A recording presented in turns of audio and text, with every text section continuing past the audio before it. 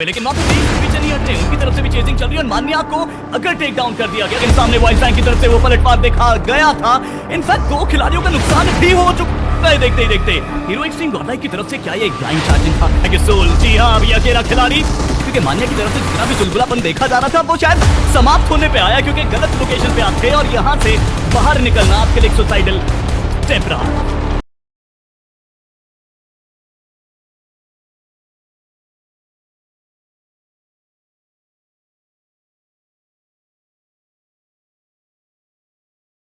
लेकिन वहां पे पीछे नहीं हट रहे, उनकी तरफ से भी चेजिंग चल रही है और मान्या को अगर टेक डाउन कर दिया गया, सामने वाइल्ड फैंग की तरफ से वो पलटवार देखा गया था। इनफैक्ट दो खिलाड़ियों का नुकसान भी हो चुका है देखते ही देखते। हीरो एक्सट्रीम गॉडलाइक की तरफ से क्या ये एक ब्लाइंड चार्जिंग था कि सोल, जी हां, अभी अकेला खिलाड़ी, क्योंकि मान्या की तरफ से जितना भी चुलबुलापन देखा जा रहा था वो शायद समाप्त होने पे आया, क्योंकि गलत लोकेशन पे आप थे और यहां से बाहर निकलना आपके लिए एक सुसाइडल स्टेप रहा।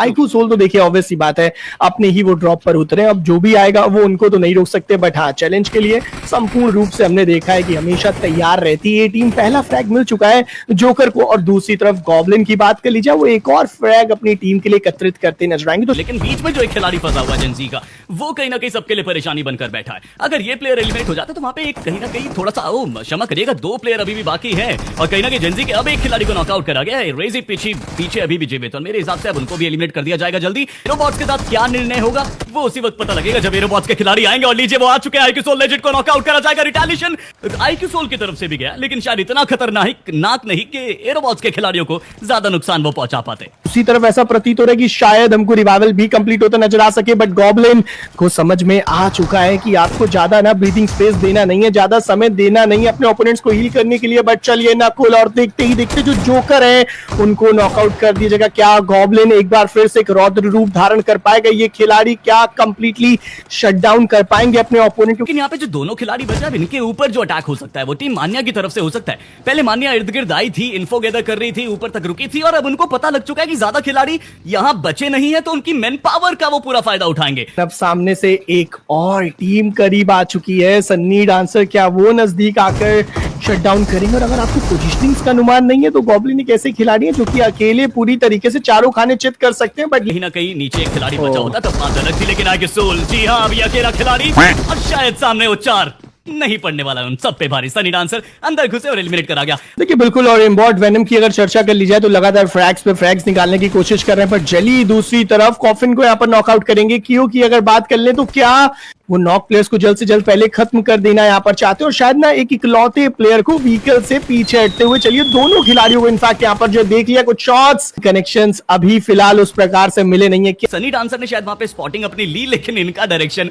वही जा रहा है जहां पे टीम है और इस बार ये टीम अपने इंटेंशन शुरुआत से ही क्लियर करके चल रही है कि इनको चाहिए फाइट्स, इनको चाहिए फिनिशेस और बिल्कुल नजदीकी मामले में पहुंचे हैं खिलाड़ी के साथ। और हो सकता है कि शुरुआती फाइट में वहां पे एक दो एलिमिनेशन जो चुके थे इस बार वो ले लिए जाए सनी डांसर की तरफ से। ये खिलाड़ी सीट चेंज करता है इतनी फुर्ती से कि सामने वाले को मौका नहीं मिला, ऊपर एम करूं या नीचे। अब इन तीनों प्लेयर्स के साथ किस तरीके से जेलअप करते हैं, क्या रणनीति रहेगी? और सन्नी डांसर तो मानिए भाई रुकने का नाम ही नहीं ले रहे हैं, लगातार अपनी स्कर्ल के साथ व्हीकल स्विच कर करके यहाँ पर जो ट्रेड्स पे ट्रेड्स हैं निकालते नजर आ रहे हैं। इनफैक्ट हीरो एक्सट्रीम गॉडलाइक की तरफ से छोटा सा चार्जिंग देखने को मिला, लेकिन सामने वाइल्ड फैंग की तरफ से वो पलटवार देखा गया था। इनफैक्ट दो खिलाड़ियों का नुकसान भी हो चुका है देखते ही देखते। हीरो एक्सट्रीम गॉडलाइक की तरफ से क्या ये एक ब्लाइंड चार्जिंग था?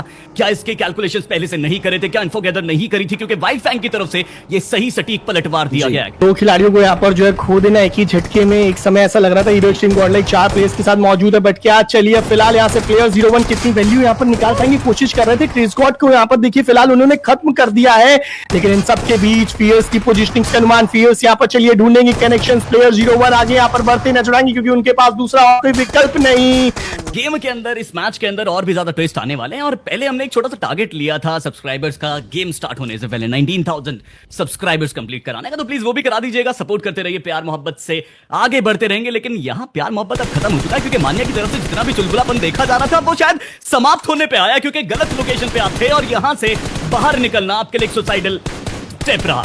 सनी डांसर, वो अकेले खिलाड़ी है जो शायद बचा सकते हैं। एक बग्गी आसपास घुमा रहे जिससे कि कवर दिया जाए, लेकिन स्प्रे गॉड उनको बचाना नाकामयाब। इनफैक्ट क्लच गॉड की तरफ कनेक्शंस आए हैं सामने से।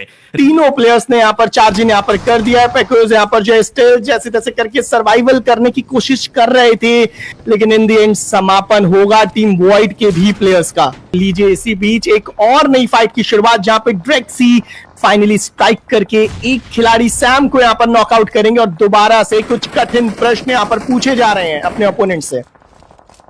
और यही कठिन प्रश्न आपको जवाब इन कार्रवाई में बताने भी पड़ेंगे, क्योंकि सामने जितने खिलाड़ी आए थे उनको सही पलटवार दिया सीके ने। एक एलिमिनेशन अपने नाम किया और अब यहाँ पे मनी कंट्रोल को भी एलिमिनेट करने के लिए दोनों खिलाड़ी आगे आए हैं। स्किप्स की तरफ से शानदार कनेक्शन, S12K का इतना बढ़िया वार स्किप हर बार दिखाता है। लेकिन अभी के लिए और 3 फिनिशेस अपने खेमे में निकालकर सीके के खिलाड़ी अब यहां से एक अच्छे मोमेंटम में आ चुके हैं। टेमडियन हमारी नजरों से काफी दूर थी, लेकिन अब सर्कल के नजदीक पहुंची है, टॉप फाइट्स के भी नजदीक पहुंचेगी। और यहाँ पे एलिमिनेशन निकालने की हमने बातें करी, सीके के खिलाड़ी सही समय पे एलिमिनेशंस निकालते हुए, लेकिन वहां पे रेज भी पीछे नहीं हट रहे, उनकी तरफ से भी चेजिंग चल रही है। और मान्या को अगर टेक डाउन कर दिया गया तो निंजो भी पूरी तरीके से ऑफलेस होकर शायद रुकना चाहेंगे।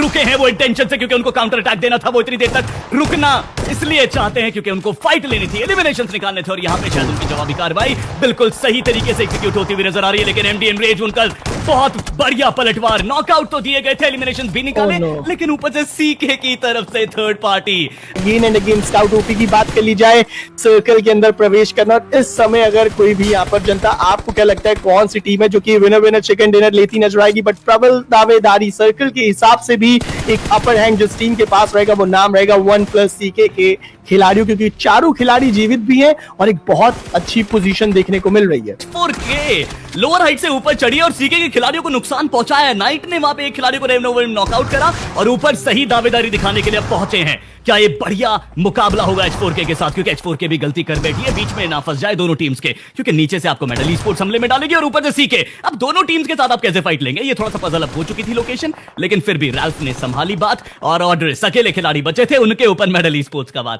ये देखिए जरा, अपने एक खिलाड़ी को गाड़ी पे बैठाकर अब सर्कल के अंदर ले जाकर सेफ लोकेशन पे रिवाइवल कर वापस चारों कदमों के ऊपर खड़े होकर आएंगे। ये खिलाड़ी मेडल स्पोर्ट्स की तरफ से भी बढ़िया कमबैक आ रही है।